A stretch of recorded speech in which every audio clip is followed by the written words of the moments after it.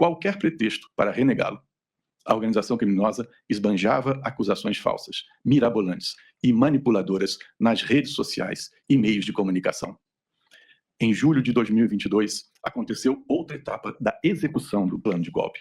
O presidente da República convocou reunião ministerial para concitar ataque às urnas e a difusão de notícias infundadas sobre o seu adversário mais temido. Na reunião, falou-se inequivocamente em uso da força como método a ser implementado. Também no mesmo mês, o presidente da República convocou embaixadores e representantes diplomáticos para verbalizar acusações sobre fraude no sistema da votação. Todas elas já, desde logo, mostradas erradas e maliciosas. Foi mais um passo na execução do plano de solapar o resultado previsto e temido do sufrágio próximo. Tentava-se atrair a boa vontade da comunidade internacional para atos de rebeldia que o grupo arquitetava. Evidência disso está no documento apreendido, em que se recomendava para a ação de ruptura, aspas, a exploração da base legal nos cenários interno e externo e a exploração global dos índices de fraude eleitoral. Fecham-se aspas. Durante o segundo turno das eleições, a organização deu novo desenvolvimento prático ao seu plano de prolongar ilegalmente a permanência do líder no poder. No âmbito do Ministério da Justiça, foram mobilizados órgãos de segurança para mapear lugares em que o candidato da oposição obtivera a votação mais expressiva no primeiro turno. A Polícia Rodoviária Federal foi levada a realizar, aí, operações visando a dificultar o acesso tempestivo dos eleitores cadastrados a essas zonas eleitorais. 3 dos personagens envolvidos nessa tarefa tornaram ao teatro do golpe em 8 de janeiro de 2023, quando atuavam na segurança pública do Distrito Federal, e facilitaram o movimento insurrecionista, violento, que depredou as sedes dos 3 poderes. Por isso também eles estão denunciados. Mesmo antes, porém, desse ato final do 8 de janeiro, outros acontecimentos compuseram a trajetória dos crimes contra as instituições democráticas, esmiuçados na denúncia. A organização criminosa preparou material sabidamente inverídico sobre as urnas eletrônicas para divulgação em live realizada em 4 de novembro de 2022. Postergou a divulgação do relatório de fiscalização das Forças Armadas, que atestava a rigidez do processo eleitoral. E quando o relatório foi finalmente dado ao conhecimento geral, providenciou que o Ministério da Defesa lançasse imediatamente nota oficial, buscando minimizar as conclusões do documento. Ordenou a emissão de nota oficial a favor da liberdade de expressão em 11 de novembro de 2022, visando a dar aos apoiadores do golpe a aparência de que as Forças Armadas acolhiam e incentivavam os acampamentos espalhados pelo país. Nesses acampamentos, pedia-se insistentemente uma intervenção militar ou intervenção federal, eufemismos para a ruptura pela força do regime constitucional, vale dizer, golpe. O intuito era o de manter a militância apaixonada e disposta a aceitar soluções de violência contra a ordem constitucional. Os meses de novembro e dezembro de 2022, após o resultado das eleições, foram perturbadores. Fatos atordoantes que se seguiram ao resultado das eleições foram descobertos durante a proficiente investigação da Polícia Federal. Em novembro de 2022, oficiais do Exército, auxiliares de comandantes de regiões e de setores estratégicos, vinculados às forças especiais da arma, chamados Kids Pretos, se reuniram para estabelecer forma de atrair a alta cúpula do Exército ao golpe a que estavam dando curso. Houve então pressões iníquas, por meio de cartas e agitações entre colegas, para que o comandante do Exército e o alto comando impedisse que Lula da Silva assumisse o cargo para o qual fora eleito. De novo, o objetivo era manter o presidente Bolsonaro no poder. O grupo contava com influenciadores digitais, atacando em ambientes virtuais de impacto nos meios castrenses os oficiais generais que se opunham à quebra da legalidade. Está denunciado um general de excepcional prestígio na arma, que comandava batalhão de Kids Pretos e que aceitou executar ato formal de rebeldia contra a ordem constitucional que o presidente assinasse. Foram concebidas minutas de atos de formalização de quebra da ordem constitucional. O presidente da República à época chegou a apresentar uma delas, em que se cogitava da prisão de 2 ministros desta corte e do presidente do Senado Federal. Mais adiante, numa revisão, concentrou a providência na pessoa do ministro-presidente do Tribunal Superior Eleitoral. O ministro da Defesa também reuniu os comandantes militares para lhes propor ato consumativo de golpe, obtendo a adesão do comandante da Marinha e a recusa dos comandantes das outras 2 armas. Descobriu-se a esse propósito, em gabinete privado do ex-presidente, minuta de discurso em que ele anunciava as medidas excepcionais e depunha o governo legitimamente eleito, sob o argumento de que, aspas, a legalidade nem sempre é suficiente. A resistência dos comandantes militares do Exército e da Aeronáutica lhes custou o recrudescimento de campanhas públicas de ódio por parte da organização criminosa, no intuito de trazer os legalistas para o golpe e de estimular outros oficiais à iniciativa perversa. Minutas de decretos concebidas pela organização criminosa foram apresentados pela organização criminosa às mais altas autoridades militares em mais de uma oportunidade, em 7 de dezembro de 2022, 9 de dezembro de 2022 e em 14 de dezembro de 2022. Quando um presidente da República, que é a autoridade suprema das Forças Armadas, isso está disposto no artigo 142 caput da Constituição, reúne a cúpula dessas forças para expor planejamento minuciosamente traçado para romper com a ordem constitucional, tem-se ato de insurreição em curso, que apenas ainda não foi consumado em toda a sua potencialidade danosa. O mesmo se dá quando, como aconteceu, o ministro da Defesa expõe um plano de golpe às 3 maiores autoridades militares das Forças Armadas. E isso não para dar conta de providências imediatas de repressão contra o proponente do crime, mas para obter a adesão ao delito. A situação se tornara ainda mais grave, uma vez que um dos comandantes militares, o da Marinha, aqui denunciado, acudiu ao chamado. A execução de atos de essência golpista criminosa também se estampa em outro conjunto de episódios assombrosos, desvendados no inquérito policial.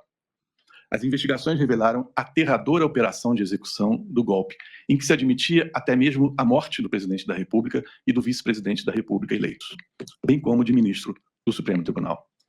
Os membros da organização criminosa estruturaram, no Palácio do Planalto, ataques às instituições, com vistas à derrocada do sistema de funcionamento dos poderes e da ordem democrática, seguindo o plano que recebeu o sinistro nome, Punhal Verde-Amarelo. O plano se desdobrou em minuciosas, requintadas e perniciosas etapas. Tinha no Supremo Tribunal Federal o alvo a ser neutralizado e cogitava da eliminação do presidente da República eleito. Outros planos encontrados na posse dos denunciados se somaram a este. Nele se buscava o controle total sobre os 3 poderes. Nele se dispunha sobre um gabinete central, que haveria de servir ao intuito de organizar a nova ordem em vias de ser implantada. Um deles se encerrava com esta expressiva frase: Lula não sobe a rampa. Os planos culminaram no que a organização criminosa denominou de Operação Copa 2022, que teve etapas realizadas e que visava estabelecer situação de estresse social, apta para arrastar o alto comando do Exército à aventura do golpe. Foram praticados atos de execução da operação de monitoramento dos alvos de neutralização, ministro Alexandre de Moraes e do presidente eleito Lula da Silva. O plano contemplava emprego de meios explosivos, instrumentos bélicos e veneno. No dia 15 de dezembro de 2022, os operadores somente não ultimaram o combinado porque não conseguiram, na última hora, cooptar o comandante do Exército. A frustração dominou os integrantes da organização criminosa, que, entretanto, não desistiram da tomada violenta do poder, nem mesmo depois da posse do presidente da República eleito.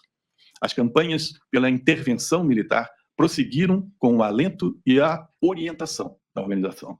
A última esperança da organização estava na manifestação de 8 de janeiro de 2023. Os seus membros trocavam mensagens, apontando que ainda aguardavam uma boa notícia. A organização criminosa sempre incentivou e apoiou a mobilização do grupo de pessoas em frente ao quartel-general do Exército em Brasília, que pedia a intervenção militar na política.